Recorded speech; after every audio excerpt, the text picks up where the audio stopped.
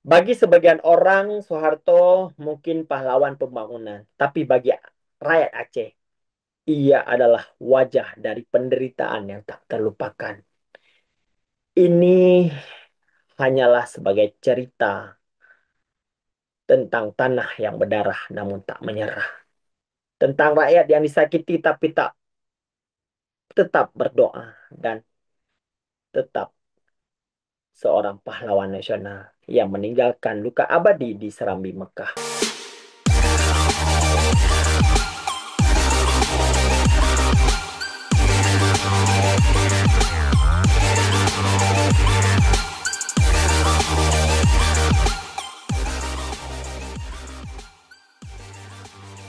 Assalamualaikum warahmatullahi wabarakatuh. Eh, Sahabat Sahas Kreatif ya. Hari ini berjumpa lagi dengan saya.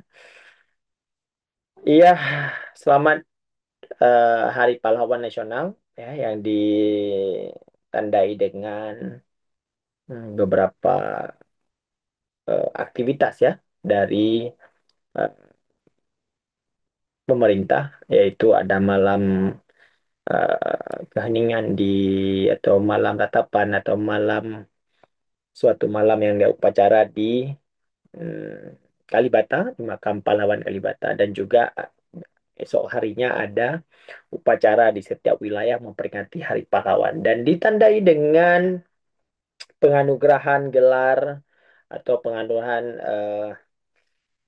pahlawan nasional ya. Kita akan membahas tahun ini ada 10 ya. Presiden Prabowo Subianto mengeluarkan keputusannya. Keputusan Presiden adalah 10 eh, insan atau 10 masyarakat Indonesia yang mendapatkan gelar pahlawan nasional. Ada beberapa daerah yang memang mendapatkan, ada juga yang tidak mendapatkan. Dari banyaknya usulan-usulan yang dikirimkan ke Dewan Gelar melalui Kementerian Sosial. Di antaranya ada eh, Gus Dur, ada eh, Soeharto, ada juga Sarwo Edi Wibowo, ada juga beberapa yang lain. Yang paling menarik adalah yang paling banyak dibahas dan kontroversial di dalam maknanya adalah eh, presiden yang kedua, yaitu eh, Bapak Jenderal Besar TNI Purnawirawan eh, Muhammad Soeharto. Ya, kita akan membahas dari segi eh, luka Aceh. Ya, beliau menjabat cukup lama, 32 tahun lebih. Ya, makanya kita akan melihat apa saja yang terjadi di Aceh, ya, luka apa saja orang Aceh merasakan dengan di bawah kepemimpinannya eh, Bapak Pahlawan Nasional yaitu Jenderal Besar ya Bintang 5 Soeharto. Aceh negeri para syuhada, tanah yang dijuluki dengan Serambi Mekah. Dari tanah inilah Islam pertama kali menyapa Nusantara. Namun di balik sejarah panjang dan keagungan Aceh, ada luka yang dalam, luka yang tak kunjung sembuh. Luka itu datang bukan dari bahasa asing, ya, bukan dari bangsa asing, melainkan dari tangan-tangan penguasa di negeri ini. Dari seorang yang kini disebut sebagai pahlawan nasional, yaitu dialah Soeharto ya. Kita akan merunggut tidak terlalu jauh dan juga kita ambil di tengah-tengah yaitu pada tahun 1989 ketika Jakarta hidup dalam cahaya pembangunan Orde Baru, Aceh justru tenggelam dalam bayang-bayangan ketakutan. Presiden Soeharto kala itu menetapkan Aceh sebagai darurat operasi militer atau DOM. Alasannya adalah untuk pemberantasan atau memberantas gerakan Aceh Merdeka GAM yang dituduh mengancam kedaulatan Republik Indonesia. Tapi yang terjadi jauh dari kelam, operasi militer ini berubah menjadi teror massal. Rakyat sipil, petani, guru, santri, dan juga banyak kalangan-kalangan lain semua bisa jadi tersangka. Semua bisa menjadi korban. Dalam buku Aceh Bersimbah Darah karya Al-Qaedar dan kawan-kawan diceritakan bagaimana rumah, masjid, hingga ladang rakyat berubah menjadi ladang kematian. Di sebuah desa di Bili, Pidi, ya, ada sebuah rumah panggung yang dinamakan adalah Rumah Gudung. Dulu rumah ini adalah rumah adat kebanggaan rakyat Aceh, tapi di masa Dom, rumah ini berubah menjadi tempat-tempat penyiksaan. Mereka yang dibawa ke sana jarang ada yang kembali. Kesaksian dalam buku Aceh Bersimbah Darah mengabarkan orang-orang disetrum, dipukul, bahkan dipaksa mengaku simpatisan GAM. Perempuan Aceh dipermalukan di hadapan suaminya. Tangisan dan jeritan menjadi lagu harian di rumah itu. Rumah Gudung kini hanya tinggal puing dan kenangan. Namun bagi korban, suaranya masih bergema di dalam hati. Kita beranjak lagi ke tahun 3 Mei 1999 ya. Di Aceh Utara, ratusan orang berkumpul di Simpang KKA. Mereka menuntut keadilan atas kekerasan masa-masa DOM. Tapi masyarakat datang bukan untuk mendengar, tapi aparat yang datang bukan untuk mendengar, melainkan menembak. Puluhan peluru, ratusan peluru berterbangan, tubuh-tubuh rebah di jalan, darah bercampur air mata, puluhan tewas, puluhan lainnya luka parah.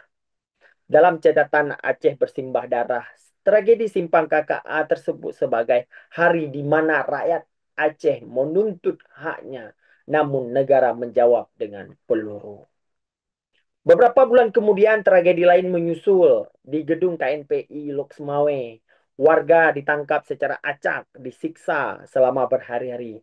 Sebagian yang mati, sebagian yang hilang sampai saat ini.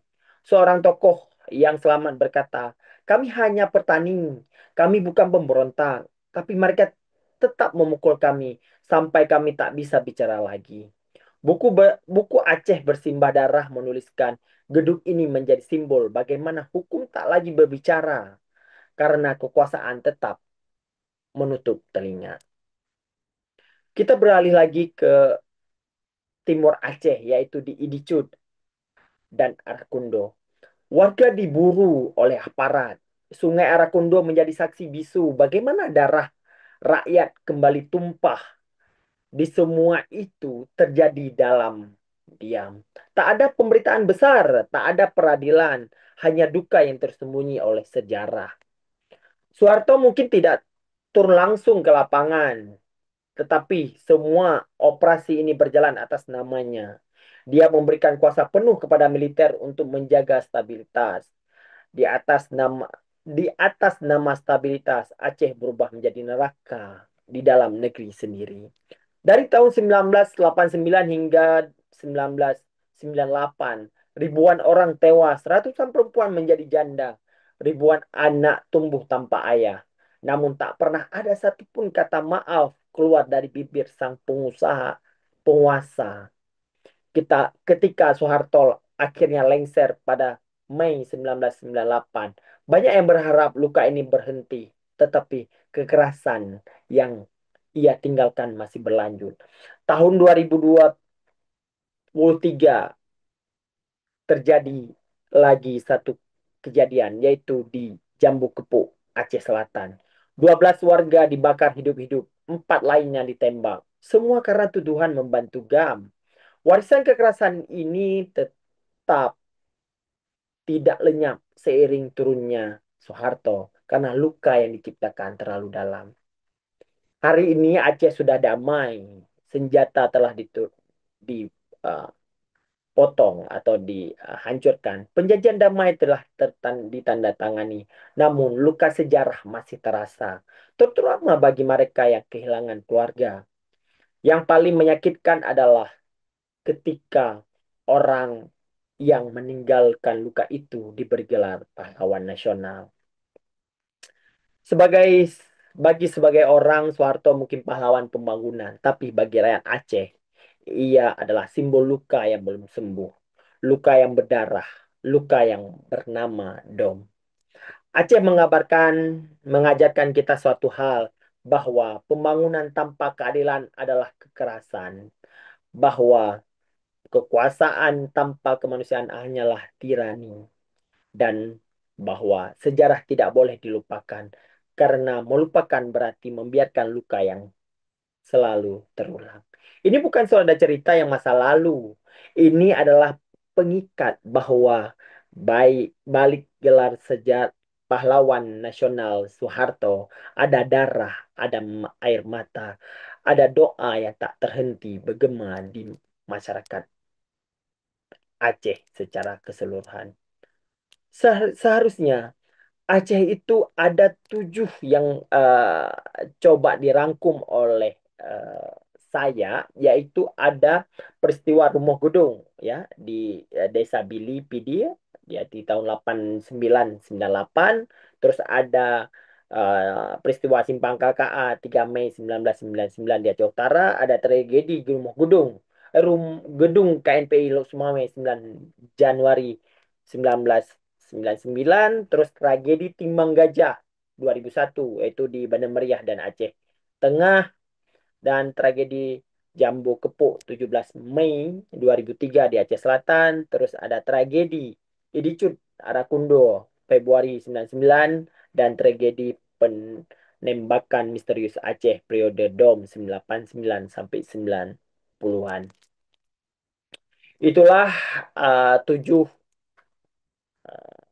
peristiwa yang sangat memilukan dari antara peristiwa-peristiwa yang besar lainnya yang terjadi di Aceh di masa pemerintahan eh, Soeharto. Dan juga ada lain lagi di pemerintahan-pemerintahan sesudah itu. Ada pemerintahan Megawati, ada pemerintahan Gus Dur, dan juga diakhiri dengan B.J. Habibie juga menjabat di Indonesia jadi presiden, dan juga diakhiri oleh Presiden Susilo Bambang Yudhoyono, dan dinyatakan damai antara RI dan GA. Itulah uh, cerita tentang tanah yang berdarah namun tak menyerah, tentang rakyat yang disakiti tapi tetap berdoa, dan tentang seorang pahlawan nasional yang meninggalkan luka abadi di Serambi Mekah. Saya hanyalah suara yang mengingatkan bahwa sejarah tidak boleh dikubur dan diam. Inilah luka Aceh. Saya tutup. Wabillahi taufiq wal hidayah. Assalamualaikum warahmatullahi wabarakatuh.